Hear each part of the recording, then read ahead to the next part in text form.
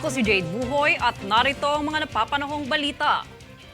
Sa pag-alboroto ng Bulkang Kanlaon ay naapektuhan nito ang mga pamilya at individual mula sa Western Visayas at Central Visayas at agad nagpadala ng Family Food Packs o FFPs ang Department of Social Welfare and Development o DSWD sa mga residenteng apektado. Sa huling datos na inilabas kahapon, ika-18 ng Setyembre ay umabot na sa 23,754 FFPs ang naipamahagi kung saan 12,554 dito ay sa rehiyon ng Western Visayas at 11,200 naman sa Central Visayas. Tiniyak naman ng kagawaran na patuloy ang ugnayan sa pagitan ng Field Office ng DSWD at ang lokal na pamahalaan para sa mga karagdagang tulong.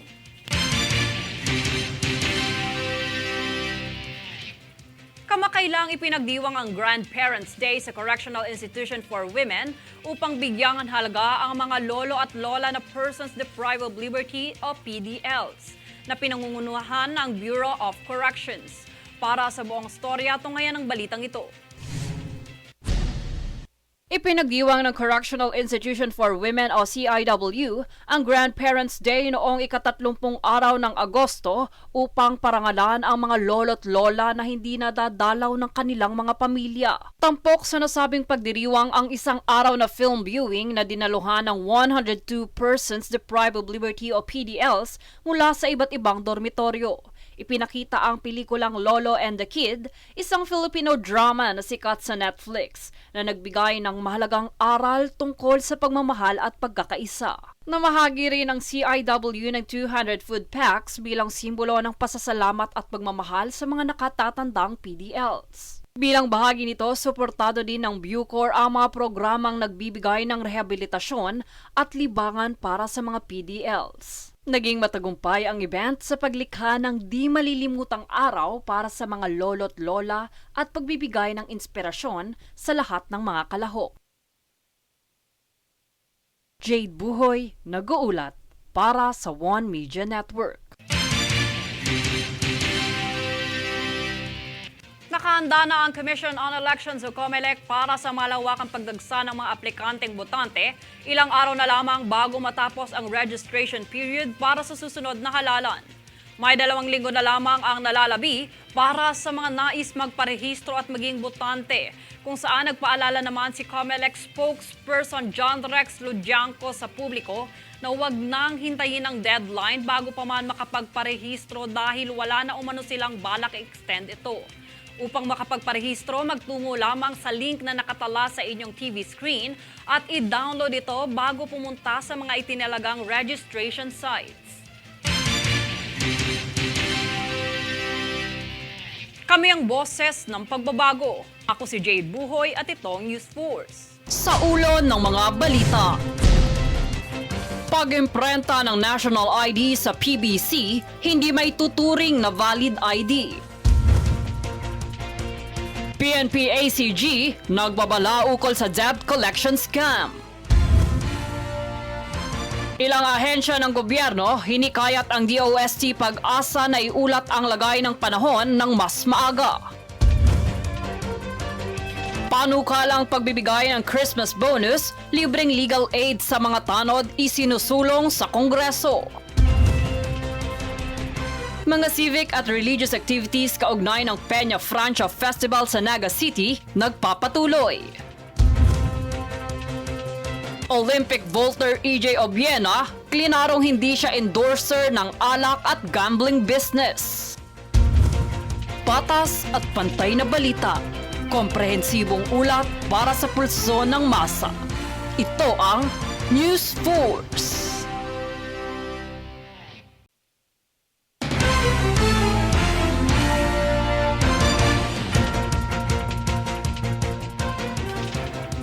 Ako si Jade Buhoy at narito ang mga napapanahong balita.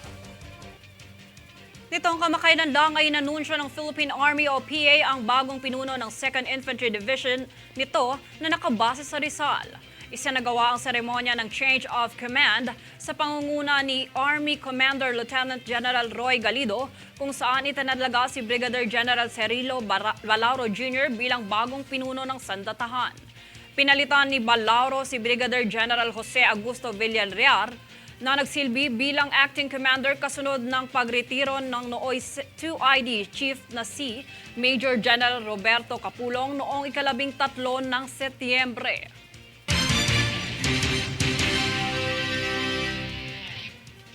Maraming pinagbabawal ng Philippine Statistics Authority o PSA ang pag-iimprenta ng mga national ID sa plastic cards. Makibalita kay Daniza Lopez. Naglabas ng abiso sa publiko ang Philippine Statistics Authority o PSA ukol sa mga iniimprentang national ID sa plastic cards.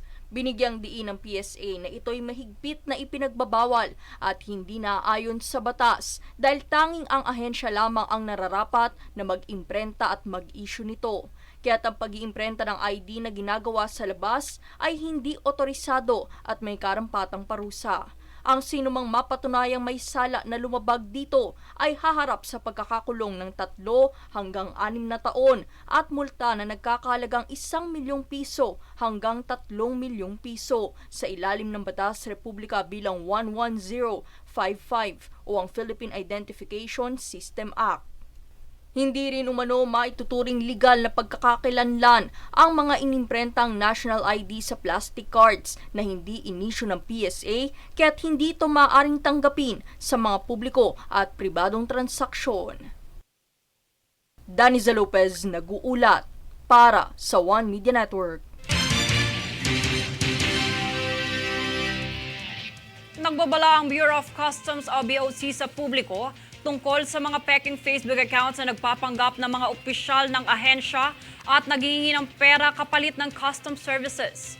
Tiniyak ng BOC na hindi sila nakikilahok sa anumang transaksyong pinansyal sa pamamagitan ng social media o online platforms. Hinikayat nila ang publiko na agad i-report ang mga ganitong scam at pinalalahanan ang mga sangkot ay mananagot sa ilalim ng Republic Act 10175 o Cybercrime Prevention Act. Kami ang boses ng pagbabago. Ako si Jade Buhoy at itong News Force. Sa ulo ng mga balita. Pag-imprenta ng national ID sa PBC, hindi may tuturing na valid ID. PNP-ACG, nagbabala ukol sa debt collection scam. Ilang ahensya ng gobyerno, hinikayat ang DOST Pag-asa na iulat ang lagay ng panahon ng mas maaga. Panukalang pagbibigay ng Christmas bonus, libreng legal aid sa mga tanod isinusulong sa Kongreso. Mga civic at religious activities kaugnay ng Peña Francia Festival sa Naga City nagpapatuloy. Olympic vaulter EJ Obiena, klinarong hindi siya endorser ng alak at gambling business. Patas at pantay na balita, komprehensibong ulat para sa pulso ng masa. Ito ang News Force.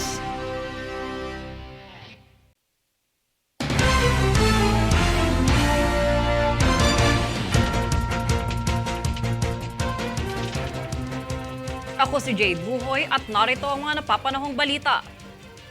Sa pagtutulungan ng Department of Tourism o DOT kasama ang mahalaang panlalawigan ng Sulu at Tourism Infrastructure and Enterprise Zone Authority o TIEZA ay formal nang nilagdaan ang isang Memorandum of Agreement o MOA kamakailan para sa pagpapatayo ng Tourist Rest Area o TRA sa Sulu.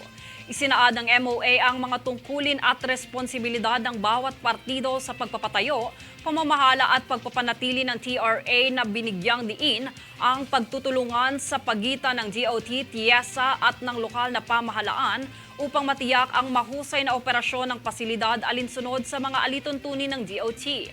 Ayon kay DOT Secretary Cristina Garcia Frasco, ang pagpapatayo ng TRA sa lugar ay nagpapakita ng dedikasyon ng Administrasyong Marcos na suportahan ang paglago ng lalawigan.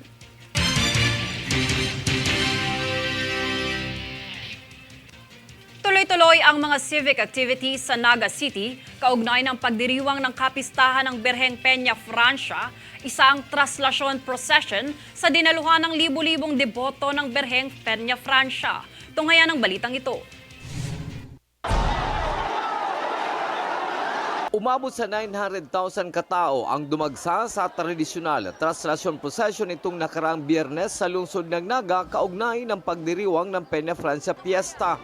Ang traslasyon ay ang paglilipat ng imahe ng Birhen Peña Francia mula Peña Francia Shrine patungong Metropolitan Cathedral kung saan nagpapatuloy ang 9 na araw na pagnunobena. Hindi mahulugang karayom ang rota ng prosesyon sa dami ng mga dumalo mula sa iba't ibang panig ng reyon at labas ng bansa.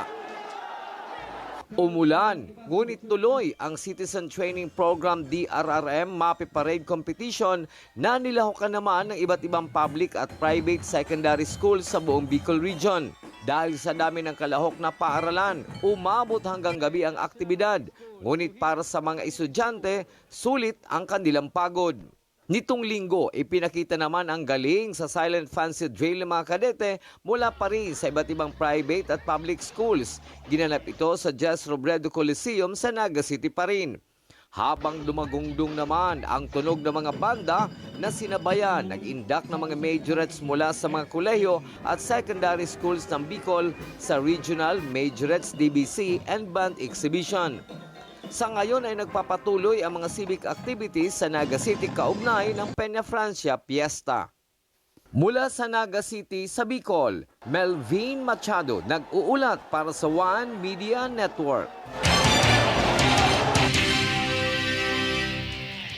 Nilinaw ni Olympian at world number 3 pole vaulter EJ Obiena sa kanyang social media accounts na wala itong ugnayan o ine-endorsong alak at gambling business. Aniya, mabusisi niyang pinipili ang bawat brand at ine-endorso niya ang mga ito hindi dahil sa pera. Isa sa kanyang pamantayan ay ang mga brand na kanyang mapagkakatiwalaan na may halaga, kontribusyon sa kalusugan at pag-unlad ng komunidad. Diin pa niya, bagamat may mga ilang kumpanya na iniuugnay sa kanyang pangalan, ay hindi siya mag-e-endorso ng anumang produktong makakaapekto o makaka-impluwensya ng masama sa mga bata. Kami ang boses ng pagbabago. Ako si Jade Buhoy at itong News Force. Sa ulo ng mga balita. Pag-imprenta ng national ID sa PBC, hindi may tuturing na valid ID. PNP-ACG, nagbabala ukol sa debt collection scam. Ilang ahensya ng gobyerno, hinikayat ang DOST Pag-asa na iulat ang lagay ng panahon ng mas maaga. Panukalang pagbibigay ng Christmas bonus, libreng legal aid sa mga tanod isinusulong sa Kongreso. Mga civic at religious activities kaugnay ng Peña Francia Festival sa Naga City nagpapatuloy. Olympic vaulter EJ Obiena, klinarong hindi siya endorser ng alak at gambling business. Patas at pantay na balita. Komprehensibong ulat para sa pulso ng masa. Ito ang News Force.